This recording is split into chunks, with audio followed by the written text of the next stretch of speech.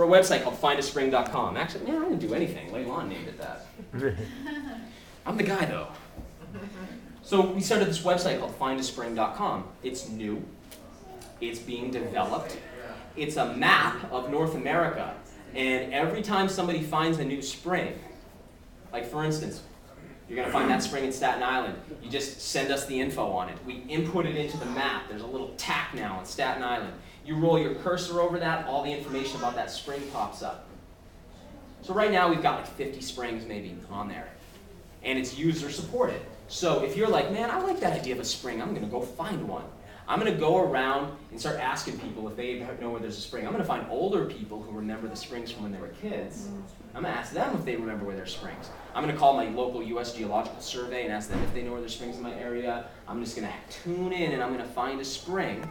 And then you can input that data, and then that user base will allow you to find springs wherever you travel, wherever you go, and eventually it just becomes easy. It just becomes part of your lifestyle. So for sure people are like, how do you eat like that? It must be such a pain in the ass. And you're like, no, it's my lifestyle. I like it. The water becomes like that too. And if you've got a few bottles, you go into the spring like once every couple weeks. You fill up, you bring it home.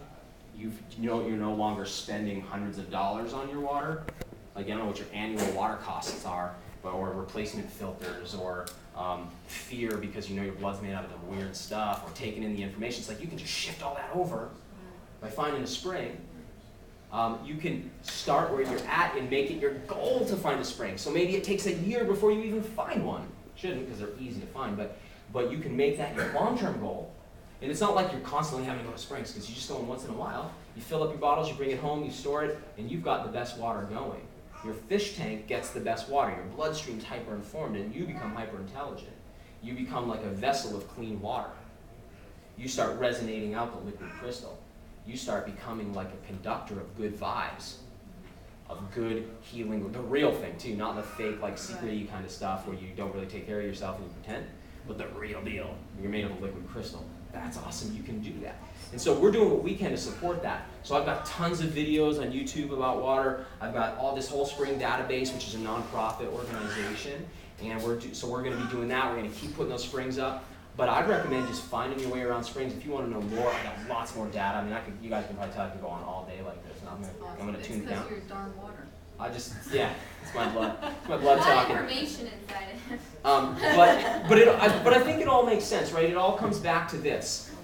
The food part's important because that's the part that we first get kicked off with. You kind of do got to start there. And then once you've anchored that in, it's like, oh, there's another level of the purity level that I can create myself out of, or that I can take it to. And so I would just encourage everybody, if you're just getting started, this information just might be not even usable to you for another year or two. That's okay. But it might be usable to you tomorrow. Wherever you're at with it, just start to allow it to percolate into you, permeate you, and start to shift how you perceive things. And just know we really all are embedded in a big matrix of water. Right? We're all sitting in this humid room. It's just full of water. You're just like a big puddle of water sitting in some diffuse water right now. We're all connected by water. Every living thing is water. The whole story's really about water. And we just got to learn to love water again.